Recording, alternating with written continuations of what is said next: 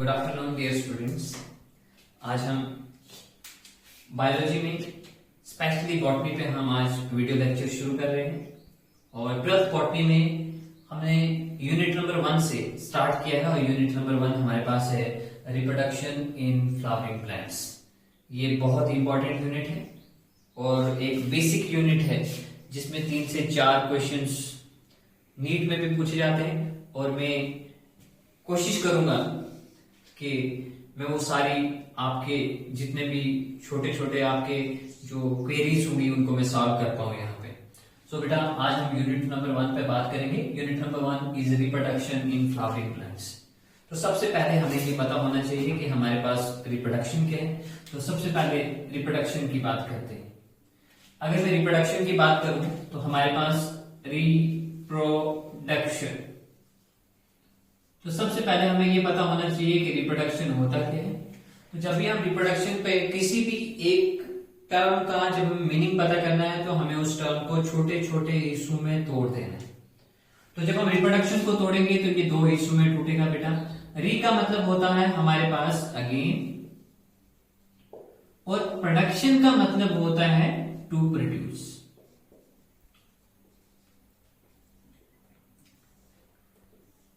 अब एक बेसिक फंडा याद रखना है कि जब भी हमें डेफिनेशन बनानी है किसी एक गिवन वर्ड से तो जो बाद वाला वर्ड होगा उसको पहले लिखना और पहले वाले को बाद लिखना है। तो हम कैसे लिखेंगे? बाद वाले को पहले लिखेंगे तो लिखेंगे टू प्रोड्यूस और पहले वाले को बाद में लिखेंगे तो हमारे पास आ गया again.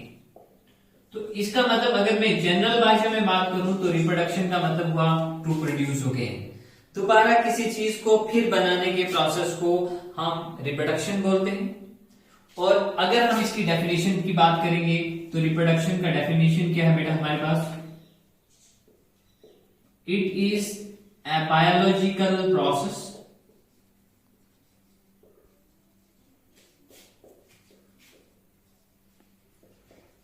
in which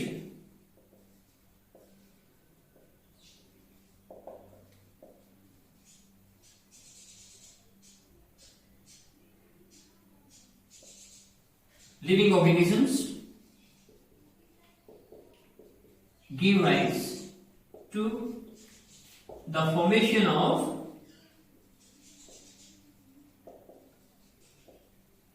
new young ones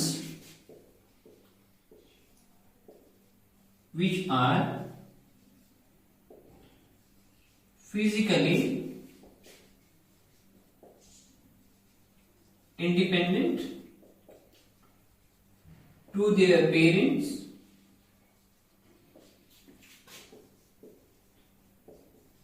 for the continuity of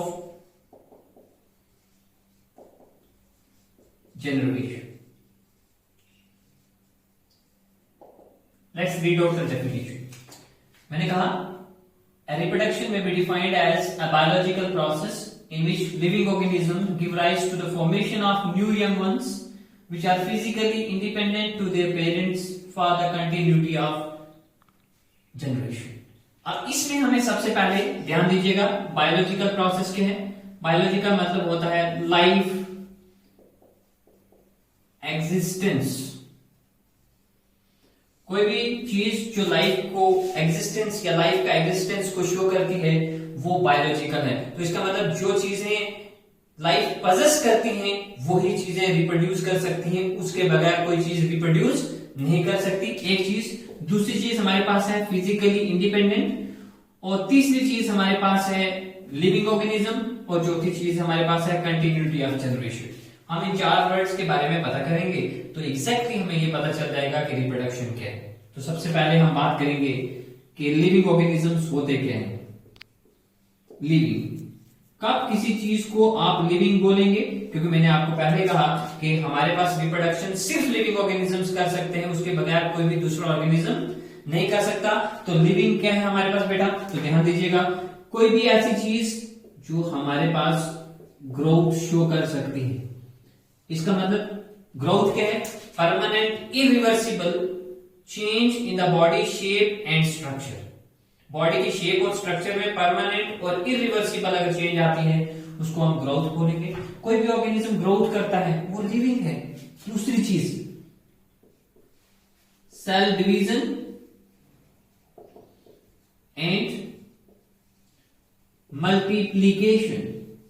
अगर वो सेल डिवीजन करता है और मल्टीप्लीकेशन करता है मीन्स अपने सेल का नंबर इंक्रीज करता है, उसको हम लिविंग बोलेंगे। नंबर 3, अगर हमारे पास वो मैच्योरेशन करता है, मैच्योरेशन एंड डिफरेंशिएशन। अगर वो मैच्योरेशन और डिफरेंशिएशन करता है तभी वो हमारे पास लिविंग है। और हमारे पास एक मोर इंपॉर्टेंट कैरेक्टरिस्टिक फीचर कि हमारे पास वो रिस्पॉन्स टू स्टिमुलस करता है।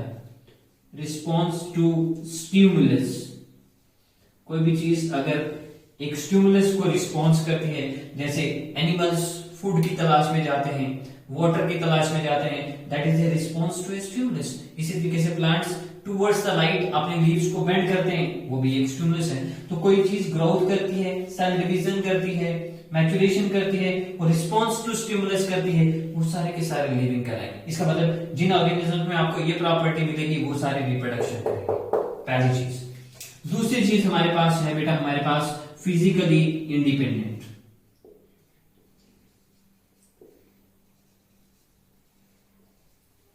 आप मेरी बात ध्यान से सुनिए। फिजिकली इंडिपेंडेंट का मतलब होता है हू बहू कोई चीज वैसी ही दिखनी जैसे उसके माँ बाप हो। तो कोई भी चीज जो माँ बाप की तरह हू बहू दिखती है वो 101% फिजिकली इंडिपेंडेंट कहलाती है। और तीसरी इंपॉर्टेंट चीज हमारे पास है continuity of generation. Continuity of generation. Continuity of generation से पहले हमें दो चीजें पता करनी है। पहली चीज है हमारे पास बेटा, जो सबसे पहले वो है हमारे पास लाइफ स्पेन। अब पता होना चाहिए कि लाइफ स्पेन क्या है बेटा। तो लाइफ स्पेन क्या होता है? Age from birth to death. पैदा होने से लेकर के मरने तक के बीच का जितना भी जो टाइम पीरियड आता है, जो एज आती है, उसको हम लाइफ स्पेन बोलते हैं। एक चीज आपको ध्यान में रखनी है। दूसरी चीज हमारे पास आपको ध्यान में रखनी है एज ऑफ मैच्योरिटी। अब बेटा सवाल ये उठा कि एज ऑफ मैच्योरिटी क्या है। तो एज ऑफ मैच्योरिटी एक ऐसी एज को बोलते हैं जिसमें एक इंडिविजुअल के पास दो कैरेक्टर आ जाते हैं।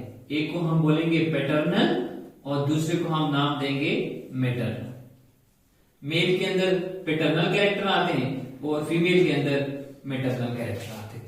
जिस एज में एक इंडिविजुअल के पास पैटर्नल और मैटरनल कैरेक्टर आते हैं उसको हम एज ऑफ मैच्योरिटी बोलते हैं। और हिंदुस्तान के कानून के हिसाब से मेल्स में 21 इयर्स और फीमेल्स में 18 इयर्स जो होता है वो हमारे पास है एज ऑफ मैच्योरिटी।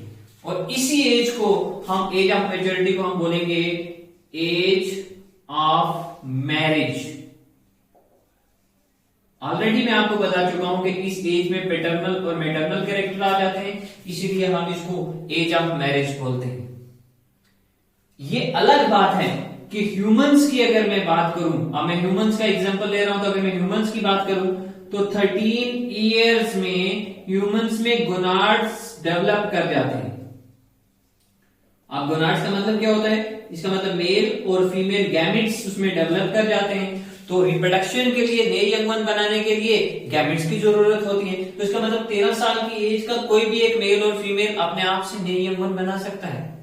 लेकिन उस एज में उसको कानूनी तौर पर ये इजाजत नहीं है कि वो नए यंग वन प्रोड्यूस करे, क्योंकि उसके पास ये पैटर्नल और मैटरनल कैरेक्टर नहीं आते। अगर ऐसा हो जाएगा तो क्या होगा कि ये जो प्रोड्यूस करने वाले हैं वो भी बच्चे हैं और जो प्रोड्यूस होंगे वो भी बच्चे हैं। तो इसका मतलब बच्चों के हो जाएंगे बच्चे। तो जब बच्चों के हो जाएंगे बच्चे तो दादा दादी के सिर बवाल पड़ जाएगा, वो अपने बच्चों को संभालेंगे, बच्चों के संभालें। इसलिए this age can not be considered as the age of maturity. Age of maturity is 21 years and 18 years. अब क्या होता है ह्यूमंस में बेटा एवरेज लाइफ स्पेन क्या है 60 ईयर्स। कितना बेटा 60 ईयर्स। ह्यूमंस में एवरेज लाइफ स्पेन कितना है 60 साल। शादी कितनी एज में होती है 21 साल मेल की और 18 साल फीमेल की। तो जरा देखें कंटिन्यूटी ऑफ जनरेशन क्या है। तो आज का टॉपिक हमारा खत्म। तो देखें ये मेरे पास एक मेल है बेटा, बिल्कुल ध्यान देना है। इस मेल की एज है 21 ईयर्स। ये मेरे पास है एक फीमेल, इसकी उम्र है 18 साल। हमने इस एज में जाकर के इन दोनों की मैरिज करा दी।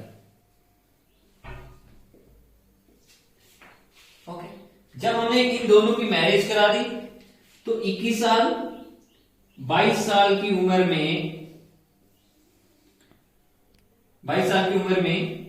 ये जाकर के बनेगा फादर और इसके घर में एक बच्चा पैदा होगा जो होगा 1 डे का। तो this now becomes father and this is the son. Father की उम्र है 22 साल, बच्चे की उम्र है 1 दिन। ये बच्चा बड़ा हो जाएगा और 21 साल की उम्र में जब ये बच्चा पहुंचेगा इसके बाप की उम्र क्या हो जाएगी 43 साल। जब इस बाप की एज हो जाएगी 43 साल, this is father 43 years, son 21 years. इस सन की हमने शादी कराई 22 साल की उम्र में, इसके घर में भी एक बच्चा पैदा हुआ 1 day. And now this becomes son, this son becomes father, and this father becomes grandfather. This is generation number 1. This is generation number 2. अब जब ये बच्चा 21 साल का होगा,